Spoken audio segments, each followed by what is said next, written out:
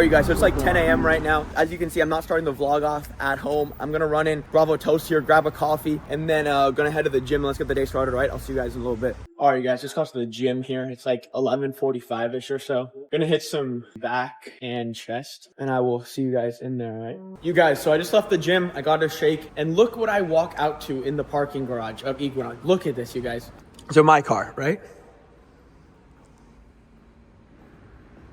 You guys, I thought the day would never come. This color is so unique that I thought, oh, no one's ever gonna have this color. That's why I didn't go murdered out and I get an all black one. Because I said, oh, no one's gonna have this color. And what do you know, you guys? The first time I've ever seen somebody with the same car. Kind of remarkable if you think about it. Kind of crazy. Okay. All right, you guys, what's going on? So it is like 5:50 right now. I have an inner circle call at 6:30 with one of our guys, one of our boys that's dialed in. I ordered some food. I ordered some Chipotle. You guys know I'm not a big Uber Eats guy whatsoever. But with that being said, I have been swamped. And lately, for some reason, you guys, driving anywhere in LA, I think it's like because it's getting to be more summertime, it just takes way too long. And I don't have it in me to sit in the car for like 30 minutes to drive 2 miles. Ordered some Chipotle. I had a premium call today, and I think I'm gonna drop a video. I'm gonna record some content. I'm gonna do another YouTube video of it because it's literally too much to even do. It's like something I can't just do in a vlog, if that makes sense, because it's just too much. But I'm gonna try to block out the prospect's name too really quick. But this is just a conversation I want you guys to see, okay? Conversation between me and a prospect that I'm doing some discovery texting for. As you guys know, I do all of my discovery and all that stuff myself because it's that important to me and I believe in it that much. You know, I believe in doing it myself that much. And so I want to show you guys the discovery text. I showed the guys on the premium channel and it was a bunch of value. It was really cool. It's like, long story short, you guys can see, I'm not gonna show the name, blah, blah, blah. So it's literal, like actual real life experience of me on here and, you know, talking to guys and qualifying them. There's a lot of newer sales guys are gonna start out as appointment setters. Most of the guys I do help are closers looking to like increase their commission rate. I do help certain guys that are dialed in and starting out at that position, at that DM setter kind of role. Like I said, you guys, I think something that's really big, like a lot of early on our average reps do not do is too many reps. I have this here. Too many reps do not challenge limiting beliefs. You do not challenge your prospects enough. And when I say challenge, I don't mean just throw it in their face. But at the same time, though, you guys have to understand that you have to get your prospects aligned with you. You have to reframe their beliefs and then align them with your beliefs and what you want them to do on some level. And what you want them to do is them to see that you have value, and not only that, see that they need to make a change and they have an issue going on. And people will not buy if they don't admit and acknowledge that they have an issue going on. If they are given a little bit of resistance or not getting there, you have to challenge a little bit of their limiting beliefs in order to get there. It's not just going to be, hey, you have an issue, you need to make a change. Your questioning will get them to admit and acknowledge it themselves that they have an issue, they need to make a change. So with that being said, you guys, I just want you guys to understand realistically now that it's about challenging limiting beliefs. And like I tell you guys all the time, you cannot challenge your prospect's limiting belief when you have no rapport built. All right. So on some level, you have to build that rapport, build that trust, and then you can challenge those limiting beliefs. It's imperative to keep in mind. It's so crucial, you guys. And like I tell you guys all the time, the person asking questions is the person that's in control of the conversation. You have to take control of that conversation by asking questions. The smartest people know who to play dumb in front of, right? So you have to, on some level, play a little bit stupid. And when you're doing discovery calls, oftentimes you're gonna get prospects that don't know much. They might not know that much. So you need to create a gap of where they're at and somehow connect it. Like, let's say they want to be a real estate agent. You get them congruent with the idea that sales is the foundation of everything. They could become the best real estate agent ever, but if they can't sell those skills or articulate that value, negotiate the best prices for their clients, it doesn't really matter how good of a real estate agent they are, right? My point being, you have to get them aligned with your way of thinking and aligned with that to get you guys on the same path, if that makes sense. So I'm going to record the video right now for you guys. I'll post a YouTube video of it tomorrow of like actually going through and showing you guys the actual text that I did. All right, so I'm going to edit this a little bit and I'll talk to you guys in a little bit. All right, you guys, let's go walk down and pick up my food here from Mr. Uba Java. You know, like, guys know that, like that? I don't know what it is. I think it's a TikTok or something with like Mr. Uba Java. I think that's what it is. I don't even know. You guys, now I'm looking back every like 5 seconds when I'm recording. I flip the camera around to make sure that it's recording because I think it was like 2 days ago, 3 days ago, I went on like that super dialed in spiel for you guys for like 5 minutes. I think it was when I was driving home from my basketball game on Sunday. I literally go to like turn the camera around, put my phone away for a second, and it literally wasn't recording. Like literally the whole clip did not record, and I was like a gut shot of like, oh my gosh, I do not see him here. What's up, brother? Have a great day, man. All right, thank you very much. Appreciate you. Bam. I'm really hoping they put a fork in it because, as you guys know, I've lived in this place for over a year and I have no utensils or anything. I literally never cook. I never do any of that. Probably is better if I start. Bring a chef or I don't know, something, but it's probably better that I do that because from like a healthy food standpoint, I've been having Erewhon and this stuff for so long. It's probably been like a year. And I was just like, when am I supposed to go there every single day? You guys, they brought me a fork. I'm in luck. I'm gonna eat this, you guys, and then I gotta hop on an inner circle call and I will see you guys in a little bit, okay? All right, you guys, so it's like 10:30, it's like 10:15 or so. I just finished up an inner circle call maybe like 10-15 minutes ago with one of my boys. Super dialed in, awesome call. I think I showed you guys a little bit in this vlog. A few clips ago, I showed you guys like some behind the scenes of a real discovery tech, like discovery phone number setting call that I did. And you know, I pretty much walked all the inner circle guys through that one by one. And every guy in there was like, whoa, dude, you're a killer. Because I record all the meetings, every one-on-one meeting, I record all of them. After I explained it all to them, they were like, I'm gonna have to like re-watch this a few times because there's a lot of high level stuff. And like, here's the issue, you guys, where a lot of guys go wrong, okay? Is a lot of guys in the DMs, for example, when they're DM setting, appointment setting, any DSR role, they are not going deep enough. As an appointment setter,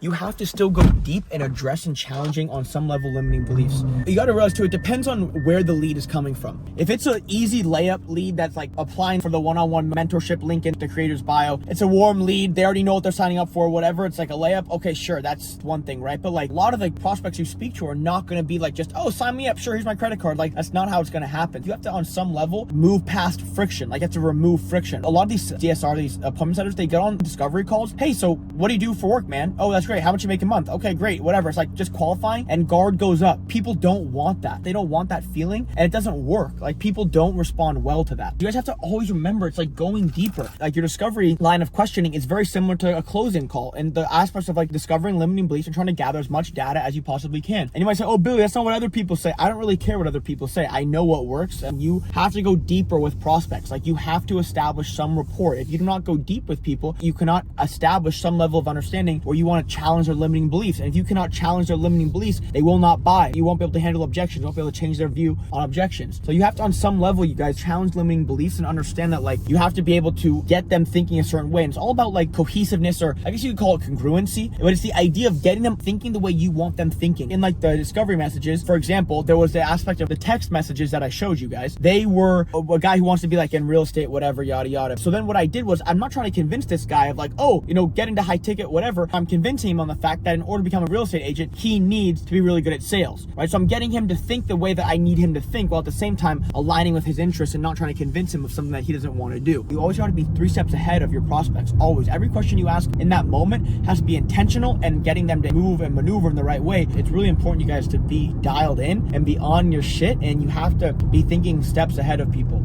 But anyway, you guys, so I'm heading to get some food right now. Like I said, it's almost 10:30 and nowhere good is really open. So I'm gonna go to Mel's again and just grab like a protein omelet or something. And I'm gonna come home and go to sleep. I have an early sales call tomorrow. And I've been eating way later than I should. I should not be eating this late whatsoever, but it is what it is. I'm dialed in. That's how dialed in I am for the inner circle guys, and just what I'm doing and how much pride I take in what I'm doing. One thing I can say, you guys, there's nobody else in this space that's giving as much effort into their guys as I do. I can bet that with every ounce of my being, and all the inner circle guys will tell you that as well. You guys want to know something crazy? You guys see this place right here? Le Petit?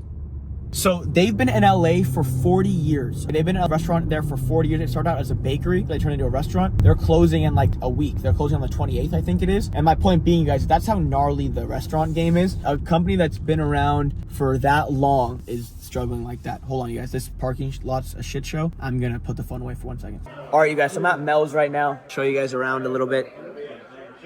It's this diner. It's nothing major, as you guys can see, but it's cool. I just been dialed in. I haven't been going out to dinner like I used to and stuff, or I should say, I haven't been going out to like sit down like I used to. I've been having meetings like right now. Erewhon's closed, Cipriani's closed. It's like I tell you guys all the time, obsession wins every time. Like when you're obsessed with what you're doing, it wins. And I'm obsessed, as I tell you guys all the time, I'm obsessed with what I'm doing. I'm putting together right now on this thing right here everything that you would need to start your offer. Part of the reason why like the inner circle stuff is so valuable is because I guarantee that you get on an offer, right? And so that's what I do for all the inner circle guys. I have a lot of guys reach out to me and ask me to help them build their sales teams and their offers, right? Because as you guys will see, from a growth operator perspective, the sales team is a humongous part of it, right? If you can just strip DSLs, put those together, the sales team is a humongous part of that whole equation. You'll see in the info space, a lot of sales guys now just trying to kind of like growth operators. I tell you guys this a lot, but you guys have to understand that like your content has to align with the type of consumer that you're attracting. If you don't want beginners, if your offer, whatever maybe, isn't tailored towards beginners, you have to remember that you shouldn't make content for beginners. If you want to help people like intermediates or whatever, you know, average guys like that have been doing it for a little bit, you need to start making content that helps people 2x what they're doing. It's rather than saying how to start, it's like how to grow. Look, you guys, the shake came. One thing about me, you guys, I'm a sucker for a Oreo milkshake. Anyone who knows me, like real life knows me, they know that. You guys, I forgot to take a video of what I got to eat. I got an omelet and some toast, and I forgot to show you guys. I'm sorry. But hold on, I'm about to pay. 1 second. All right, you guys, I'm leaving Mel's right now. Thank you. See you, man. Have a good night. Mel's makes you valet your car, actually, believe it or not. What's up, brother? How are you? The blue car right there. You guys, so right here on Sunset, there's Kim Kardashian, whatever her name is opening a skim store, I guess. Which is really interesting. They just must be printing money where they are. Thank you, my friend. The security dude, whatever's right there. But I was saying that they must be printing money. This like location here, they are printing money. What am I saying? The margins on that business are phenomenal. And the guy gave me the nod. I said, see ya.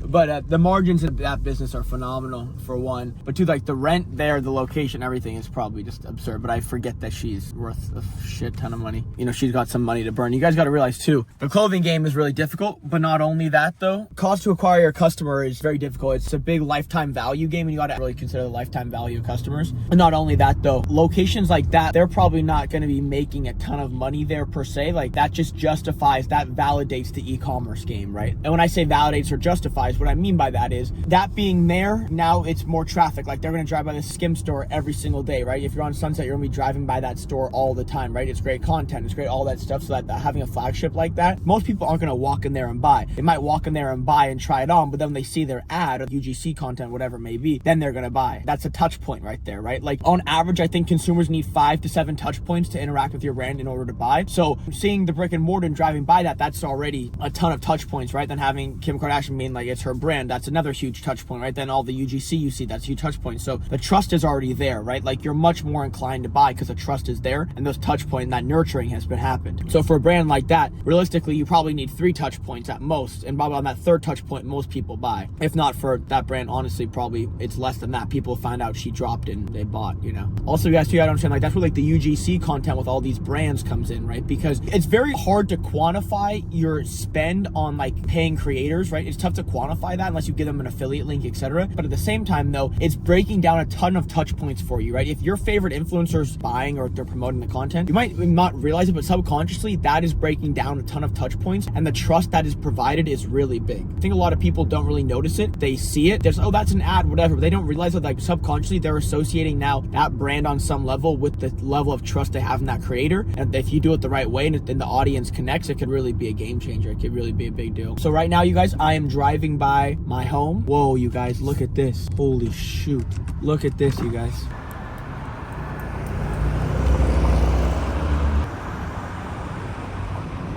You guys, what was that? That was crazy. That might be the most cop cars and ambulance I've seen in one go. That was pretty gnarly. But I'm driving by my future home that I'm so grateful that I have. So I tell you guys, like when I manifest these things, I'm literally feeling the feeling as if this is literally the $10 million home I'm driving into and this is my home, right? I'm literally feeling the feeling. How would Billy Gatt feel when this is his home? That's how I'm feeling right now.